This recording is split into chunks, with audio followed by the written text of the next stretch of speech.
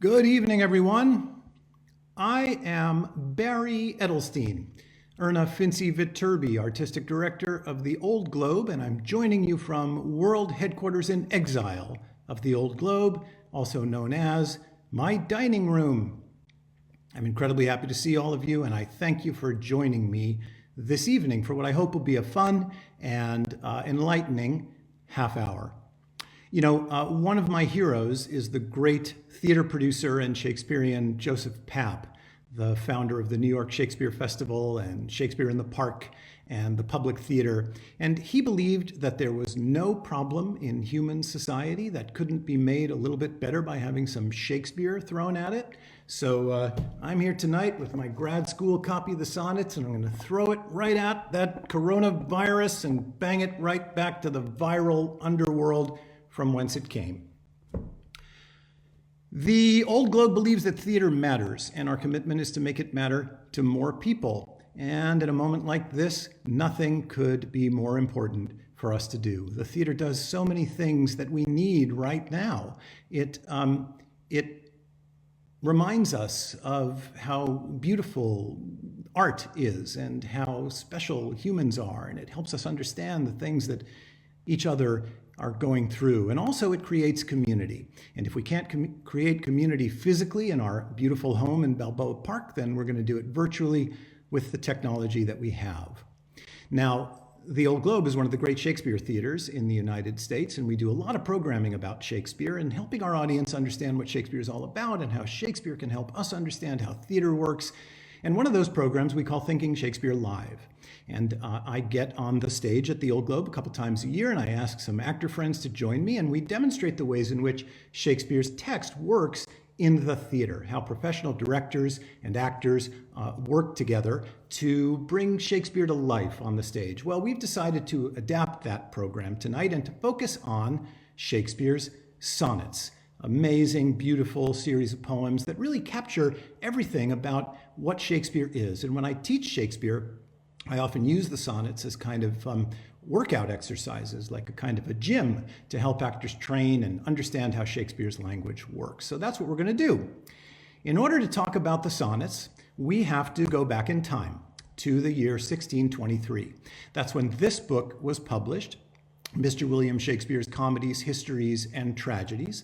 That's a book that's also known as the First Folio. The folio refers to the size of the paper that it was printed on. And in 1623, 7 years after Shakespeare's death, it was the first complete works of Shakespeare. It's an incredibly important book.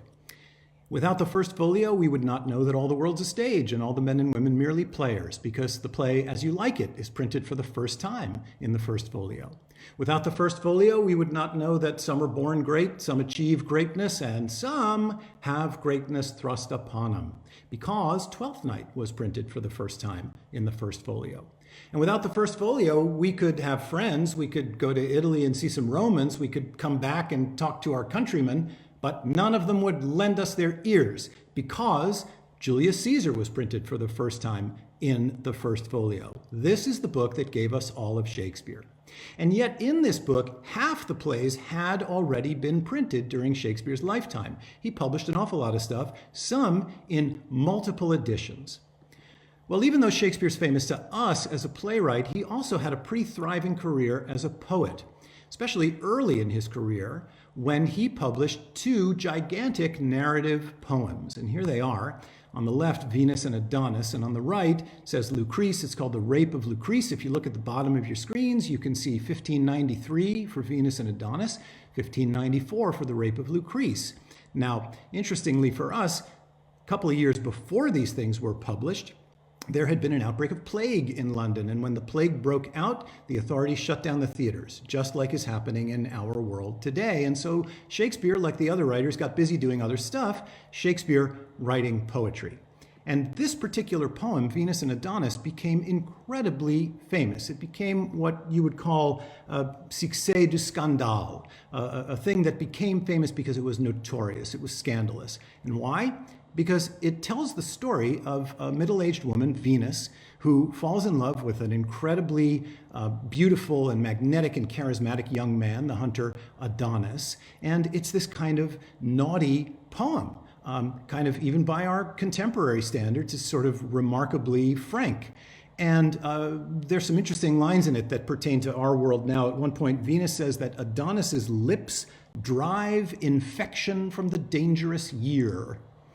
And she then also says that Adonis makes the plague is banished by thy breath. So we could use a little visit from Adonis right now. So this incredible series of poems, these two poems, make Shakespeare hugely famous. This is early in his career, the time of the Comedy of Errors, The Two Gentlemen of Verona, his very early English history plays, and he's much more famous as a poet than he is as a playwright. Okay, now we got to fast forward 15 years to the year 1609, when another collection of poems comes out, also after a period of plague, and here it is. Shakespeare's Sonnets, as you can see, printed by a guy named T.T. in 1609. Now, what's the first thing you notice in the difference between this and the previous? Well, if you look at these two books, you don't see the word Shakespeare anywhere on it. He was 29 years old. He was only just breaking out into the world of London. But over here, gigantic, above the title, 150% of the title. It's like, who was his agent? Lord George of Lane negotiated this amazing deal to get Shakespeare's name so large above the title. Now, remember that in the period, books were not sold bound. Books would be displayed as just a bunch of loose pages. And so that big Shakespeare was a kind of brand name that told people, you want to buy this book. By 1609, Shakespeare had really created almost all of his famous plays: Hamlet, King Lear, Othello, Macbeth, Much Ado About Nothing, As You Like It, Romeo and Juliet, The Merchant of Venice. He was a hugely famous guy, and that's why this is a brand name that sold this book, and it was quite popular. Here's what it looked like inside. You can see the poems are short. There's 5, 6 on 2 facing pages. That's a photograph of the Sonnets volume that's in the collection of the British Library in London. And here's a little zoom in on one of the most famous sonnets, Shall I Compare Thee to a Summer's Day, number 18. And that's what the book looks like on the inside. So, what are sonnets? Well, there are 154 of them in this volume, and they tell us a lot about Shakespeare because they have all the characteristics that we recognize in his writing from his plays. They have that amazing humanity, that dense literary texture, that sense of irony, that amazing sense of wit, that deep human understanding.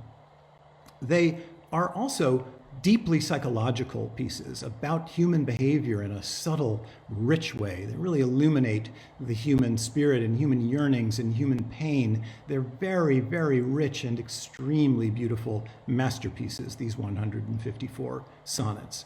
Now, they have a lot of themes. A huge theme in it is love. Not just the beauty of love, but also the craziness of love. There's one sonnet that talks about love's fire, the destructive things that love makes us do. Another theme is betrayal, the flip side of love, jealousy, rage, anger, when we feel our heart break because of love. That's a big idea in these poems. The poems are very concerned with sex and romance and the beautiful, sublime aspects of romance and the extraordinary transforming aspect of sex, but also the violent and destructive and crazy-making aspects of it. There are also some big abstract themes in the sonnets. A big one is time. Time's way of ruining and destroying, time's way of immortalizing, time's way of leveling. And then, hugely importantly, the flip side of time, the one thing that Shakespeare tells us can defy and defeat time, which is poetry. There are a lot of sonnets that are about the poet's power to defy the destructive effects of time. And here we are, 411 years after this book of poems was published, and indeed, they have defied time. And in our technological ways, we're still loving and reading and luxuriating in them. Now, there are a bunch of mysteries about these poems, and there are a couple of reasons for that. They seem to be very personal. They seem to reveal Shakespeare. When you read them all in order, you really feel like you're with him, like he's alive. And there are three big mysteries about the sonnets, which I'm just going to briefly talk about. The first is we really don't know whether Shakespeare intended to publish them. This has been a dispute for hundreds of years. For many hundreds of years, most Shakespeare scholars believed, and thinkers about Shakespeare believed, that he never intended to publish them, that they were written privately for a circle of friends, that he didn't want them in wide print, and that this publisher, Thomas Thorpe, that's the initials TT, rushed them into print surreptitiously. Shakespeare tried to block it. About the past 15 years, scholars have looked at that a little differently. Thomas Thorpe was a known quantity in London. He had a lot of business with the theater companies. It would have been crazy for him to offend Shakespeare and Shakespeare's company. So now scholars believe maybe Shakespeare did want them published and cooperated in the publishing process, but it's still pretty contentious. And there's really no scholarly consensus about whether he wanted them published or not. Now, there's another mystery about them, and it has to do with this page, which is the dedication page in the volume. And you can see that it's signed by TT, Thomas Thorpe, the publisher. And I'm going to zoom in on, no, not on me, I'm going to zoom in on the dedication. It says, "To the only begetter of these ensuing sonnets, Mr. W.H., all happiness and all that eternity promised." Mr. W.H. That's the second mystery about the sonnets. Who's this W.H. that the sonnets were dedicated to? And over 400 years, there's been a parlor game about trying to identify who this W.H. character might have been. He's a candidate. William Herbert is his name. This is a picture of him when he's a little bit older. He's the Earl of Pembroke. He was an aristocrat in Shakespeare's London and a patron of the arts. In fact, the First Folio of 1623 is dedicated to him, a lover of Shakespeare and the theater. There's a statue of him outside the Bodleian Library in Oxford. And when I used to study there, every time I came in and out of the library, I would stop and do a little wave to William Herbert in the hope that maybe the work I had done that afternoon might stick a little better. So that's the WH. There's a guy named William Hart. There are all these different candidates for who WH might have been. But then some people say, no, Thomas Thorpe and Shakespeare were trying to throw people off the trail. Aristocrats maybe didn't like being associated with theatrical types. So in fact, it's not WH, it's HW. Not George H.W. Bush, but a bunch of other people whose initials are HW, including this guy, Henry Wriothesley. He's the Earl of Southampton. He looks like the kind of guy you'd write 154 sonnets for, right? Handsome devil. And he is the person to whom Venus and Adonis and the Rape of Lucrece is dedicated. So he might be WH, even though he's HW. The only person who knows for sure is this guy, his cat. I have it on good authority that the cat's name is Hamlet, and the secret maybe died with him. So there are other cockamamie theories. Will himself for WH, that Shakespeare was talking about him throwing people off the scent of who it was by riddling on his own name, Will himself. Then my favorite is a cockamamie idea where WH stands for who he, which is to throw the question back on us, just a sort of literary puzzle. So that's the second mystery, is the question of WH. The third mystery has to do with how personal the poems actually seem. There are people in them that seem to shed some light on Shakespeare's life. If you read all 154 poems in order, you meet a bunch of characters. The first person you meet is the poet who's kind of narrating the whole series, the guy who's speaking or writing all these poems. He's a middle-aged poet, sensitive type, a little tumultuous, gets jealous really easily, a guy who's very, very emotional and very super smart, and he's kind of our main character, a real romantic sort of guy. The first 126 poems are dedicated to a fair youth, an incredibly handsome, gorgeous young man, magnetic, charismatic. Everybody wants to be around him. The first 17 poems are the middle-aged poet telling the fair youth to have a child so that the world will have a copy of how beautiful he is, and so that when he grows old, there'll be a new version of him left behind. So this guy is this just sort of man about town, beautiful young man. That's the fair youth. Midway through the series, another poet shows up who's also writing poems to the fair youth and gets our poet jealous. That's the rival poet. We don't know who that might be. And then after Sonnet 126, suddenly the poems ditch the fair youth and start talking about a woman who's got dark hair and dark eyes and a dark complexion, and the scholars call her the dark lady of the sonnets. These four characters are so vital, and the middle-aged poet has this strange habit of constantly punning on the word will. So it looks like it might be Shakespeare talking about himself. And again, for 400 years, there have been all these candidates put forth. Who's the poet? Who's the dark lady? Who's the young, fair youth? But, you know, my other favorite writer after Shakespeare is Philip Roth.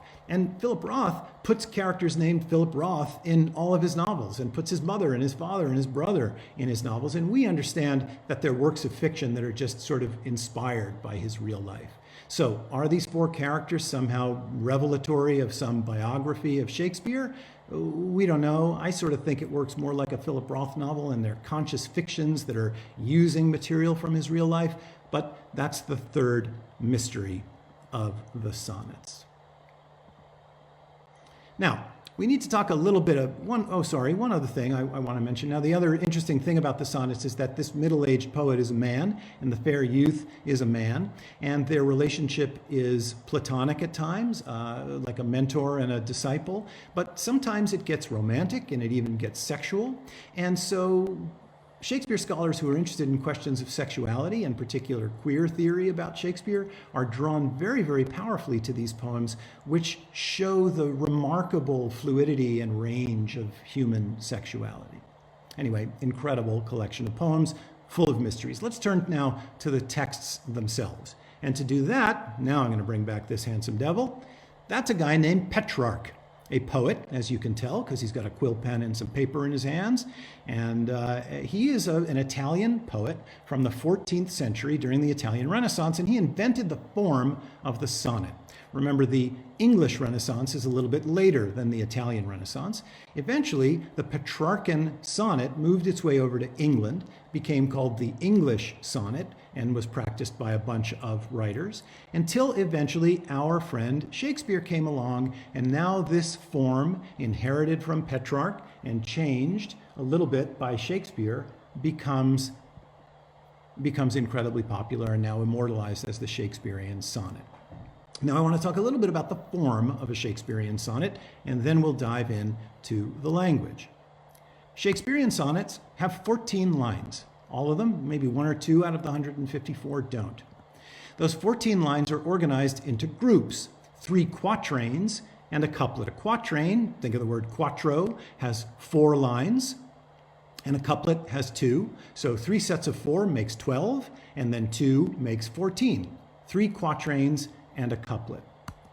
The quatrains rhyme. Shakespeare's sonnets rhyme, and they rhyme according to a pattern that we call a rhyme scheme. And that rhyme scheme goes like this: A, B, A, B, C, D, C, D, as you can see. What this means is that the quatrains, and you can see them there, rhyme alternately. The first and the third line rhyme, the second and the fourth line rhyme, the fifth and the seventh line rhyme, the sixth and the eighth line rhyme, and so on, and then the couplet rhymes. Here are some famous rhymes from one of the greatest sonnets. And if you've ever been to a wedding, you've heard this one. This is Sonnet 116, Let Me Not to the Marriage of True Minds. And there you see the rhyme scheme that I just described. Minds love, finds remove. Love and remove might have rhymed a little better in Shakespeare's time, or maybe they're just a near rhyme, sort of, but not quite. Mark shaken, bark taken, cheeks come, weeks doom, proved, loved. And so that is the rhyme scheme of the Shakespearean sonnet. Now, they also have something special that happens at the beginning of the third quatrain. Line 9 starts the third quatrain, and there's something called a turn, or in Italian, a volta. What does that mean? Well, the sonnets tell little stories. They make little arguments. They put little cases forward. They go in one direction, and then at the beginning of line 9, they turn. And often you find the word but or yet at the beginning of line 9. So if I were to say to you, you know, this whole quarantine thing's really got me down, but at least I'm getting to hang out with my family. That turn would be the volta. This whole quarantine thing is really a drag, but the good news is I'm spending a lot of time with my family. That's the turn of the argument, and these sonnets do that. They go along and then they turn. Finally, the sonnets are written in iambic pentameter. Well, this will take you back to high school. Iambic pentameter, what's that? Iambic pentameter refers to the rhythm of a line of poetry. And iamb has two syllables. The first is unstressed and the second is stressed. So New York is iambic. Detroit is iambic. Didum is iambic. Penta means five, like the pentagon. So iambic pentameter is 5 iambs, or didum, didum, didum, didum, didum. Didum, didum, didum, didum, didum. That's iambic pentameter. It's also called blank verse. And that is the meter, the scansion, that Shakespeare uses for the vast majority of his writing of plays. And here's some famous lines. A horse, my kingdom for a horse. To be or not to be, that is the question, has an extra syllable. Once more unto the breach, dear friends, once more, or close the wall up with our English dead, or Romeo, Romeo, wherefore art thou Romeo, and so on. This is all iambic pentameter, and that's the backbone of Shakespeare's writing. That's kind of the workhorse of the Shakespearean canon. Now, iambic pentameter is not something that we follow slavishly. You go to the theater, you don't see somebody going da-dump, da-dump, da-dump, da-dump, da-dump, once more into the breach, dear friends, once more. They're just speaking English. And so one of the rules for those of us who work in the theater is that we always want to figure out that scansion. And if you go to a rehearsal room, you'll see actors going, they're banging on the table trying to work out the scansion and comparing it to what their instincts as a speaker of English say, right? It's that old Ronald Reagan line, trust but verify. So trust your instincts as a speaker of English, but then verify them by comparing them to the scansion. So here's an example. Here's a famous line of Shakespeare. The quality of mercy is not strained. Now, nobody playing Portia is going to say it that way. Maybe Captain Kirk would say it that way. The quality of mercy is not strained. What you will say is, the quality of mercy is not strained. So the iambic pentameter is pulsing along there, but it's not to be followed slavishly. So there you go. So here's a little review. Here's what you need to know about a sonnet. 14 lines, 3 quatrains and a couplet, has a rhyme scheme, has a volta at line 9, iambic pentameter. Okay, everybody, there's your training in the sonnets, and now we're going to dive into one of the poems. The one we're going to use is one of the most famous of all the Shakespeare sonnets. How do I know that? Because Richard Gere read this poem to Julia Roberts in the movie Pretty Woman. A poem doesn't get any more famous than that. There you can see Richard Gere holding a Shakespeare. Julia Roberts either paying close attention or asleep behind her sunglasses. We don't know which. But this particular sonnet is extremely well known from that movie, and also because, of course, it's one of the most sublime things ever written in the English language, and we're going to jump in now. Now, what I'm going to do is I'm going to take you through the sonnet a line at a time just to make sure we understand it. That's how all rehearsal processes of Shakespeare start. We just talk through the language to make sure we understand what it says, and then we rehearse it and get ready to go. So here we are. Sonnet 29 by William Shakespeare. When in disgrace with fortune in men's eyes, I all alone beweep my outcast state. What does that mean? When for some reason I'm disgraced by fortune, luck, money maybe, and people are looking at me as if I've done something terrible, I sit alone and I cry about the fact that I'm an outcast, right? So this is the narrator of the poem has been disgraced somehow, and people are shunning him or her, and his luck has turned against him, and he's sitting all alone and crying. And, you know, hey, the news today is full of people who've been disgraced for some reason or other. I think of those folks who paid for their kids to get into college and are now, you know, ostracized by everybody and sitting alone and weeping about the disgraceful, dumb thing that they did. When in disgrace with fortune in men's eyes, I all alone beweep my outcast state and trouble deaf heaven with my bootless cries. So I'm annoying heaven, which is deaf to my plea, with my bootless cries. Doesn't mean they don't have shoes on. It means they have no boot. They have no effect. They're useless. Trouble deaf heaven with my bootless cries and look upon myself and curse my face. So I'm looking at myself and I'm saying, you're terrible, you're awful, the thing that's happened to you is so bad. So there's the first quatrain. You can see the rhymes, eyes state, cries fate. So he's basically saying, when I've been disgraced and I'm sitting alone and I'm crying and I'm complaining and I'm cursing myself, new quatrain, wishing me like to one more rich in hope. I wish that I were somebody who is more hopeful than I am, who is more optimistic than I am. Featured like him. I wish I looked like that guy. I wish I looked like Brad Pitt or George Clooney. Like him with friends possessed. I wish I had a million friends like, I don't know, who's somebody who has a lot of friends? Jimmy Fallon, he has a lot of friends. So I'm sitting alone and I'm crying and I'm wishing that I were better looking and I'm wishing that I had more friends and I wish that I had that man's art, right? Now that doesn't mean that I wish that I'm Eli Broad with a big art collection. It means that I wish that I had that guy's talent, that man's art. And that man's scope, his range of interest, his talent, his abilities, his general level of sophistication.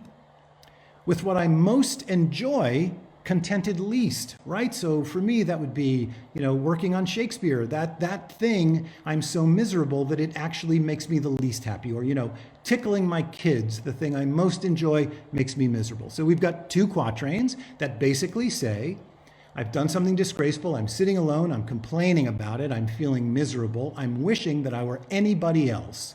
And now comes the third quatrain, and wouldn't you know it, Volta, yet in these thoughts, myself almost despising, right? It's gotten so miserable that I hate myself.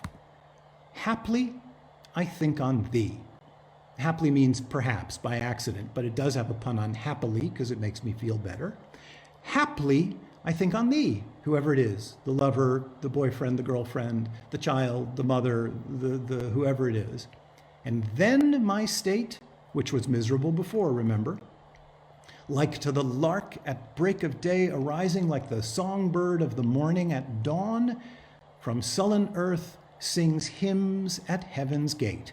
So there are our three quatrains. When I'm feeling miserable and disgraced and I'm being ostracized and I'm wishing that I were anybody but me, suddenly I think about you, and then I'm like a lark singing in the morning, right? Simple little story. I'm feeling miserable, I think about you, and I feel better. Now comes the couplet.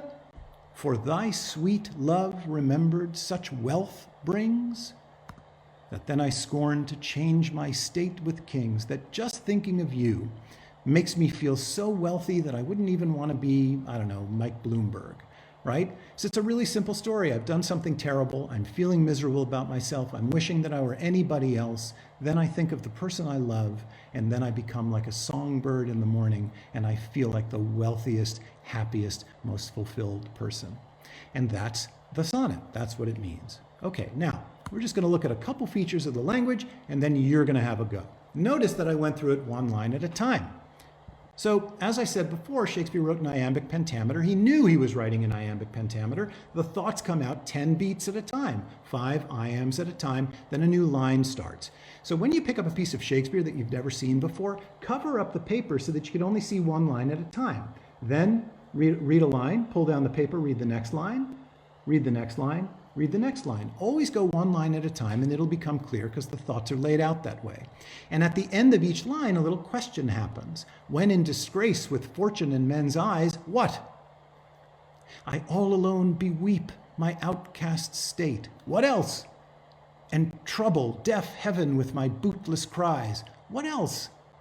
And look upon myself and curse my fate. So you put a little question at the end of each line, go one line at a time, and the language starts to come to life.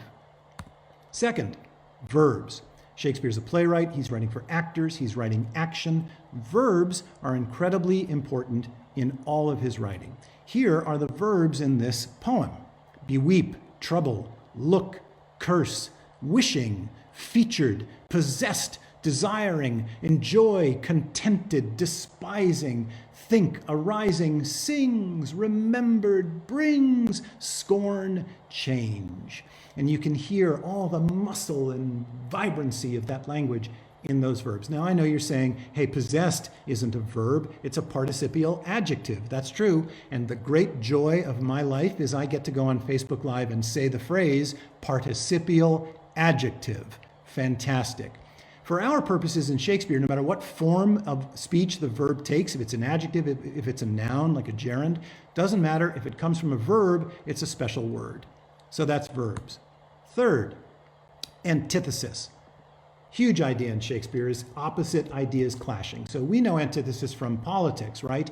Ask not what your country can do for you, ask what you can do for your country. That's antithesis. You can hear the opposition, right? With charity toward all, with malice toward none. That's one small step for a man, one giant leap for mankind. That's all antithesis. It means the opposition of ideas. There's not a lot of it in this poem, but there is some. This man's art, that man's scope. Most enjoy, contented least. Sullen earth, heaven's gate. And you can hear the opposition between those ideas. And finally, the fourth idea, changing height of the language. This is the most fun for me and interesting, which is we all think that Shakespeare is so complicated and fancy. You know, ask anybody to speak Shakespeare to you and they'll go blah, blah, blah, blah, blah, fancy, fancy, big word. Most of Shakespeare is actually quite simple until sometimes he makes a choice to elevate the language. And of course, in this poem, there's this amazing simile, a comparison that begins with like, near the end of the poem, when you can hear the register of the poem shift, heighten, jump up, and the soul of the speaker soar through the air. And that, of course, is like to the lark at break of day arising. So the poem is going along very straightforward, very declarative, and then all of a sudden there's this poetic image, this simile, where our dejected, ashamed, disgraced speaker is comparing himself to a lark in the morning, and you can hear the language leap up. So that's what I mean by changing the height of the language.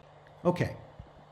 All right, now your turn. So, you know, in Italy, they all stood on their balconies and sang songs out to the streets because they were so sick of being cooped up in their houses. I want everybody to go open up your windows like Howard Beale, but instead of screaming about how you're not going to take it anymore, we're going to go flood our neighborhoods with Shakespeare. Okay? Here we go. Sonnet 29. We're going to go one line at a time. We're going to hit the verbs. We're going to use the antitheses. We're going to find that simile at the end. And most of all, we're going to think about who it is that we love that's helping lift us out of this misery, this pervasive sense of isolation and loneliness. And we're going to use Shakespeare to give it voice. Okay? I'm going to go through a line at a time. Ready?